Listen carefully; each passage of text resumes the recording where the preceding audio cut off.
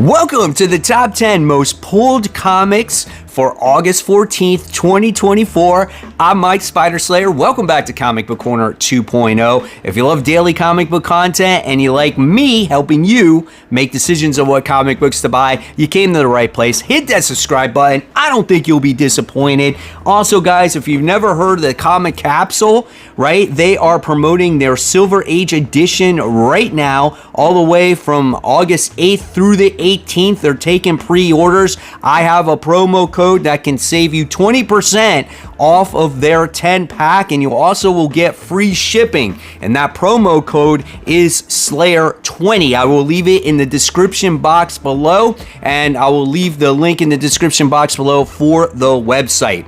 It's UV resistant, 100%. Fully encapsulated. You can put in the comics and remove the comics. It's wall mountable, so you can display your comics. It has a labeled area, so you can label them. You can put them in short boxes. You can stack them. It's really a awesome product. So why not save yourself 20% on the comic Capsule today? So with that being said, let's get started with this week's episode of Most Pulled Comics. So usually everyone asks me, where do you get these numbers from? And I get this data from leagueofcomicgeeks.com. Now, this is not definitive sales numbers. This is a website where you can learn what's coming out each week and you can create your own pull list, okay? So this is just books that people are most excited about, not definitive sales, but it's still fun to keep track of to let you know what people might be purchasing. And first things first is we gotta start with the books that are on the outside looking in. We usually do 5 of them, and the first one that we're gonna be talking about today is Geiger. This is issue 5. This is a 32-page comic for the price of $4, published by Image Comics. It's the Ghost Machine imprint. This book has 3,227 pulls. Writer here is Jeff Johns, and the art is done by Gary Frank. This book has been absolutely phenomenal. Most recently, we've seen Barney the dog winds up getting captured, and we wind up getting to see Geiger go after the people that actually have gone and captured him, and it's been a really intense story. He's been trying to find a cure for himself, and the villain that he's going after is the electrician. A great freaking book. I recommend a lot of you guys to read it. It's only on issue 5. I don't think you'll be disappointed. Our second book that's on the outside looking in is Vengeance of Moon Knight. This is issue 8, published by Marvel Comics, legacy numbering 238. 28 pages for the price of $5. This book does have 3,798 pulls. The writer here is Jed McKay, and the art is done by Dave Pramanik. I think this is a different artist on this particular issue, and we are dealing with the aftermath of Blunt Hunt here, and we do have Mark Spector, who has returned in the comic book. I'm definitely looking forward to it. I think this story has been pretty awesome through the event itself, and now I just want to read those ramifications. What do you guys think of Moon Knight? The third book that's on the outside looking in goes to Star Wars Darth Vader issue 49. Also published by Marvel Comics. This is a 28-page comic for $5. This book does have 4,273 pulls. A pretty decent number for a book that's on the outside looking in. The writer here is Greg Pak. The art is done by Raphael Lenko. When it comes to Darth Vader, I haven't read it in a very long time, and this is titled The Imperial Schism Nears Its Thrilling Climax. So, is this the final story before Darth Vader ends? I think it might end at issue 50, because I know we're getting all these new Star Wars books that takes place after Return of Jedi. So if you have that information, let me know in the comments below. Our fourth book that's on the outside looking in goes to Batman and Robin. This is issue 12, published by DC Comics. It's a 32-page comic for the price of $5. And the pull list on this one is 4,967. Looks like it's going to be a pretty competitive week this week, guys. Writer Joshua Williamson, and the art is done by Juan Ferreira. Now, this book seems pretty interesting as Damian is facing Bane. Now, they label it here in the description, years ago, Bane killed Alfred Pennyworth. Yes, years ago when we were reading, it was years ago, but in comic world, it should not be years ago, right? Because Damian's still a kid here. So it looks like, right, Damian's going to be facing Bane on Dinosaur Island. Sounds like a pretty cool story, but am I right there with the description? Was that wrong to say years ago? Let me know in the comments below. And do you want Alfred back? Our final and fifth book that's on the outside looking in, and it has dropped out of the top 10, guys, is the Immortal Thor. This is issue 14. This was definitely in the top 10 a couple weeks back, guys. This one is legacy numbering 775. 28 pages for the price of $5. Great looking cover here. This one does have 5,031 pulls. Not too shabby, again, for a book that's on the outside looking in, but it's not contending against the others this week. It's written by Al Ewing, and the art is done by Jan Banzuldua. Hopefully I said that correct. I probably didn't, though. But I know a lot of you guys have been talking about Immortal Thor, how it's gone over your head, and you're not into it. You once were. It's just not the same book. So, again, let's see if it can climb up the ranks next time. Entering the top 10, and number 10, surprisingly, this dropped as well, but it's still in the top 10 by a little bit. Maybe it has to do with the event. It's Green Lantern issue 14. This is a 40-page comic for the price of $5. You ready for the pulls on this?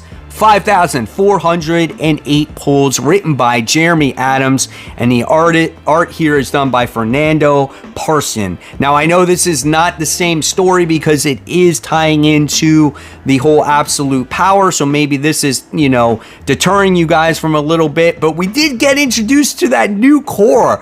The Sorrow Core, right? It was Carol Ferris's fiance, and he's all crybabying and everything. Is he going to get his own core members, and they're all going to be flying around crying with wedding rings?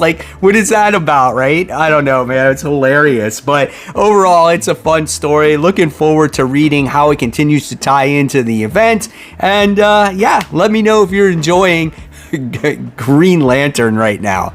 This book is down quite a few spots. I think the last time it was out was at number 3 or number 4 spot because it had that great Blood Hunt cover.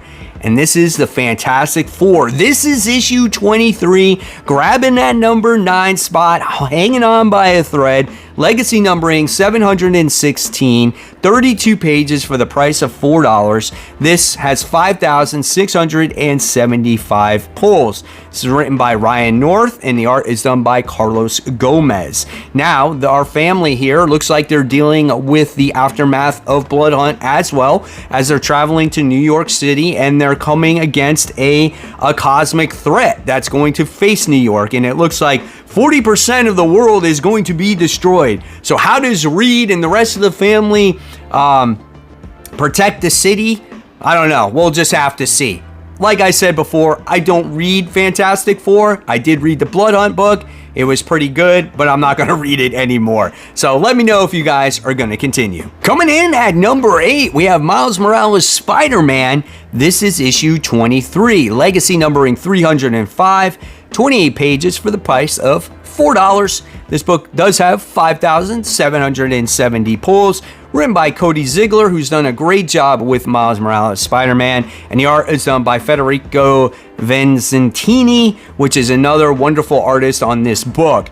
Now, what's going out in this comic book is we're going to have the Vulture in here, which I think is a lot of fun, but Miles Morales is still currently a vampire. So I don't know what's going to happen in this comic. He's also involved in the Blood Hunters miniseries. So my prediction is that Miles might get cured in that Blood Hunters miniseries. We shall see. I'm kind of surprised they kept Miles a vampire up to this point.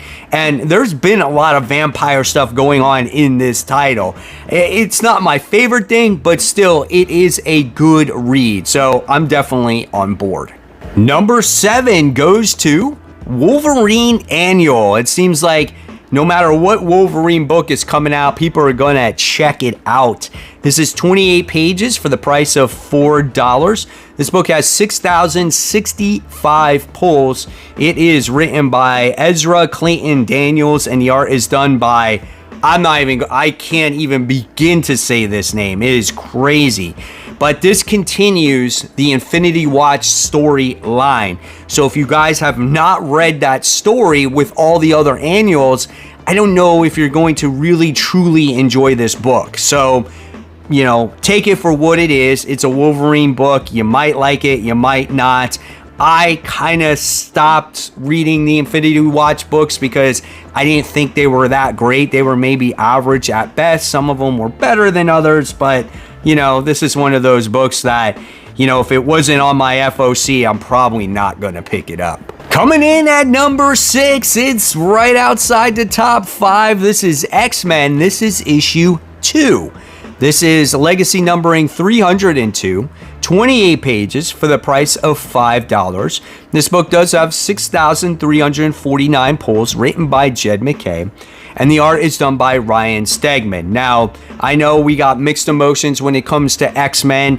I think personally Jed MacKay is a slow starter when it comes to series, but as time goes along, he does get better. I've read a lot of stuff with him. Taskmaster, Black Cat books, we got the Avengers books, Moon Knight, Doctor Strange. He's done a lot of stuff, and I always find the same thing. So this could be in that same sense when it comes to X-Men. But the story here is it looks like the X-Men are going to have to find another mutant in San Francisco, and it looks like there's an invading alien fleet, and they're going to have to stop them. So again, we'll see what happens with it. We'll see if the story gets better, but I want to know, which X book are you guys sticking with as of right now? Coming in at number 5, we have Venom issue 36. This book does tie into the Venom War. The legacy numbering here is 236, 28 pages for the price of $4. This book does have 6,829 pulls, and this is the number 5 book. It's written by Torun Grunbeck, and the art is done by Seifu. I don't know if that's the way you say that name. Cool little cover here as it pays homage to the first appearance of Punisher. And this is a book where we have Eddie versus Dylan. They're fighting for the symbiote, things like that.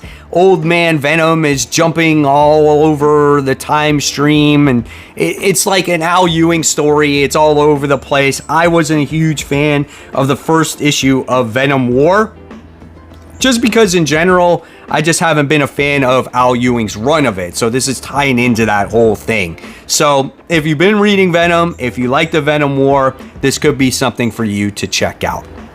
Coming in at number 4, we have Action Comics issue 1068. This is a 40-page comic for the price of $5.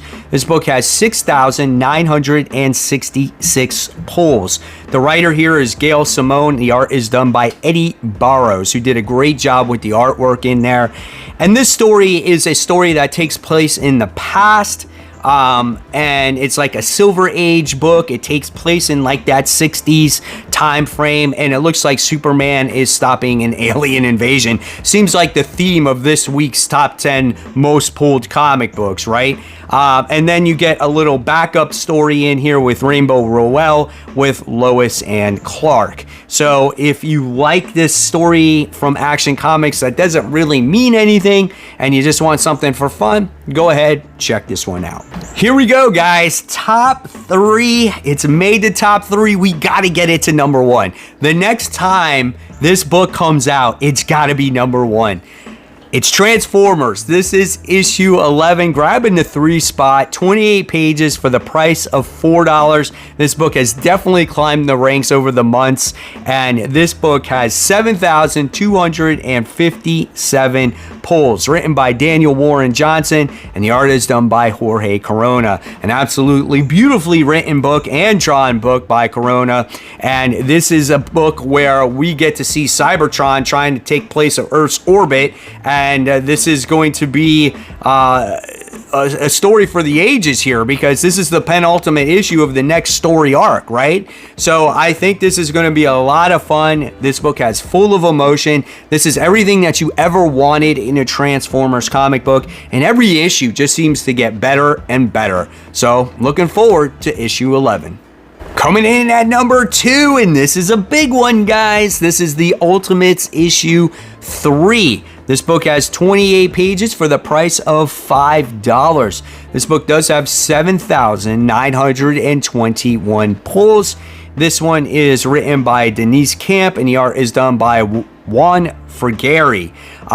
The cool thing about this book is that we're being introduced to She-Hulk in this universe. So that's the kicker here. I think that's why this one is number 2. Don't get me wrong, it's a fun story as well. We're getting to see this version of the Avengers grow. We have Captain America, we've gotten Doom, who's Reed Richards, we got Tony Stark, who's Iron Lad, we've got Sif, we got Thor, you got, was it Ant-Man and the Wasp, and now we're gonna get She-Hulk. So really cool stuff. Looking forward to this next issue. And coming in at number 1, and not in dominating fashion, this goes to The Amazing Spider-Man issue 55. Legacy numbering 949, 28 pages for the price of $5. This book has 9,545 pulls. This is the beginning of the end of Zeb Wells' run on Amazing Spider-Man.